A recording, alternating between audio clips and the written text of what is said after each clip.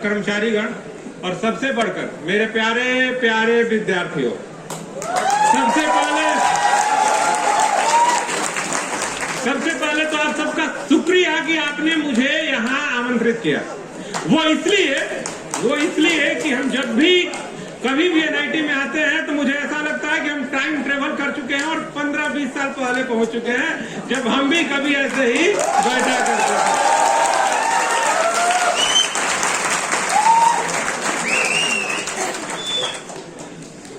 सबसे पहले तो आप लोग को पिछले 3 दिन से जो अपना इतना सफल उत्सव मना रहे हैं, ये जो कल्चरल फेस्टिवल जिसको हम लोग अपने कॉलेज की जान कहा करते हैं, उसके आप लोगों के सफल आयोजन की ढेर सारी बधाइयां। और उसके साथ अब मेरी बातें शुरू करने के पहले एक सवाल आता है मेरे मन में, किस उत्सव के माहौल में नाच गाना, पोएट्री, पेंटिंग और इतनी सारी चीजों के बीच में बातों का क्या काम? मुझे क्यों बुलाया गया है यहाँ पे जब इतने अच्छे अच्छे प्रोग्राम हो रहे हैं? तो है परंपरा है कि अतिथि बन के आए हैं तो कुछ बोलना है। बोलते हैं ना कि 2 शब्द आए और अपने विचार व्यक्त करें।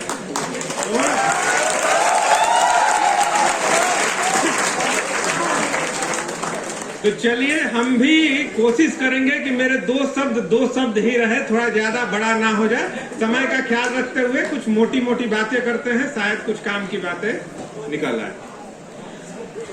बात की शुरुआत आप एक कल्चरल फेस्टिवल से ही करते हैं। फेस्टिवल चल रहा है, काफी अच्छा चल रहा है, लेकिन तमाम फेस्टिवल में हम देखते हैं कि विद्यार्थियों का 2 प्रकार का ग्रुप होता है। एक वो जो पार्टिसिपेट करते हैं और एक वो जो किसी भी चीज में पार्टिसिपेट नहीं करते हैं।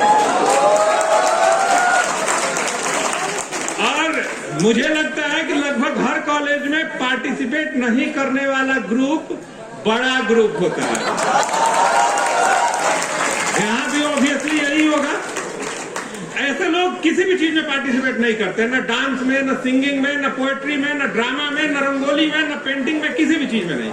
यहाँ तक कि कुछ ऐसे इवेंट्स रखे जाते हैं जैसे क्ले मॉडलिंग और टी-शर्ट पेंटिंग की, चलो कुछ ना करे तो ये तो कर ले, वो लोग उसमें भी पार्टिसिपेट नहीं करते। होता है। और पता है, जब पूछा जाए कि भाई पार्टिसिपेट क्यों नहीं करते तो 2 तरह के तर्क सामने आते हैं, 2 तरह के लॉजिक दिए जाते हैं। नंबर 1 कि अरे सब लोग पार्टिसिपेट ही करेगा तो देखेगा कौन? होता है। कॉमन सा डायलॉग है, जब सब लोग डांस ही करेगा तो देखेगा कौन? ये कॉमन सा डायलॉग है। या फिर दूसरा तर्क आता है, दूसरा जो पैसिव लोग होते हैं उनका तर्क आता है कि यार प्रैक्टिस करनी पड़ेगी, रियाज करना पड़ेगा, बहुत सारा टाइम चला जाएगा, फिर परफॉर्म करना पड़ेगा, पढ़ाई छूट जाएगी, प्लेसमेंट है, गेट का एग्जाम है, इंजीनियरिंग सर्विसेज है, ये है वो है, बहुत टाइम चला जाएगा, इसलिए छोड़ देते हैं। क्या होगा, एक ट्रॉफी तो मिलेगी। लेकिन बात यह है कि ये दोनों ही तर्क खोखले तर्क हैं। दोनों ही तर्क में कोई दम नहीं है, ये दोनों ही तर्क खोखले तर्क हैं। मूल में क्या होता है, जड़ में क्या होता है कि या तो आलस्य होता है, या झिझक होती है कि हम कैसे कर पाएंगे, या स्टेज का डर होता है, या फिर इसका डर होता है कि लोग जजमेंटल हो जाएंगे, लोग मेरे खिलाफ अच्छा लगेगा कि बुरा लगेगा। यही 4 कारण होते हैं और यकीन मानिए इन 4 कारणों को दूर करना सबकी लाइफ से बहुत ही ज्यादा जरूरी है। इन्हें दूर करना बहुत जरूरी है और दूर करने के लिए कॉलेज से अच्छी जगह कोई नहीं।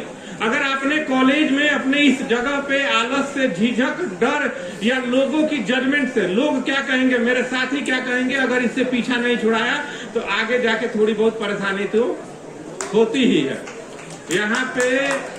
यहाँ पे आपके दोस्त आपका जजमेंट करेंगे, लेकिन जैसे ही हम कॉलेज से बाहर निकलते हैं ना तो पूरी दुनिया हमारा जजमेंट, हमारे काम का, हमारे आचरण का, हमारे एक्शन का निर्णय लेने के लिए, अच्छा या बुरा टोकने के लिए मौजूद रहती है। अगर हमने यहाँ पे लोगों के जजमेंट्स को हैंडल करने की, उसे झेलने की आदत नहीं डाली तो बाद में हमें थोड़ी सी परेशानी होती है। मतलब क्या है, बात का निचोड़ क्या है कि जहां पार्टिसिपेशन जरूरी है होगी,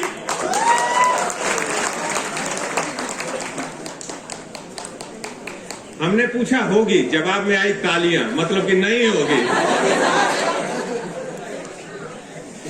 लेकिन बात सिर्फ इतनी नहीं है, बात सिर्फ इतनी नहीं है कि हमें लोगों के लिए अपने आप को तैयार करना है, बात कुछ और भी है।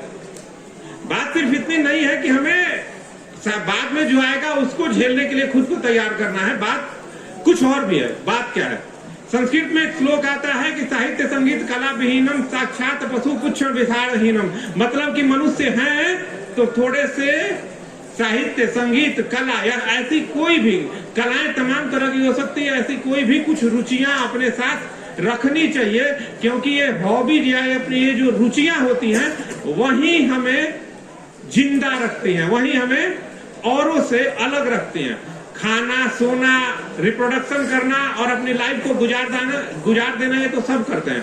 मनुष्य वो है जो अपनी हॉबीज की बदौलत अपने आप को जिंदा रखता है, अपने आप को खींचता है। दौर कितना भी मुश्किल हो अपने अंदर के मनुष्य को जिंदा रखता है। समझ में नहीं आई बात तो उदाहरण से समझिए। आज से 5-7 साल बाद, आज से 5-7 साल बाद जब आप लोग किसी ऑफिस में होंगे, कहीं काम कर रहे होंगे, दिन भर के हेक्टिक डे के बाद जब आप घर पहुंचेंगे तन थका हुआ होगा, मन बोझिल होगा। वैसे में आपकी दोस्त हितश्री के पास उसकी कविताओं की डायरी होगी, मानव मणि के पास उसकी बांसुरी होगी, आप लोग के पास क्या होगा? ये सवाल खुद से पूछिएगा जरूर। हमें अपने जीवन में ऐसी कोई ना कोई हॉबीज, कोई ना कोई रुचि रखनी चाहिए जिसे देखकर हमारी जो थकान है वो मिट जाए, हमारे चेहरे पर जो मुस्कान है वो आ जाए और हमारे अंदर का जो इंसान है वो जिंदा हो जाए।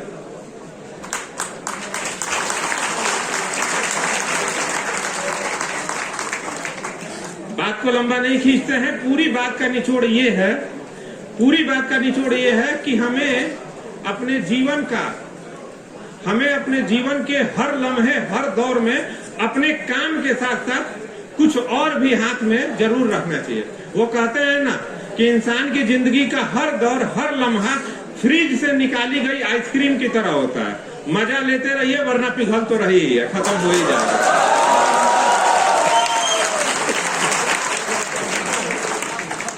इन्हीं अपने शब्दों को यहीं समाप्त करते हैं।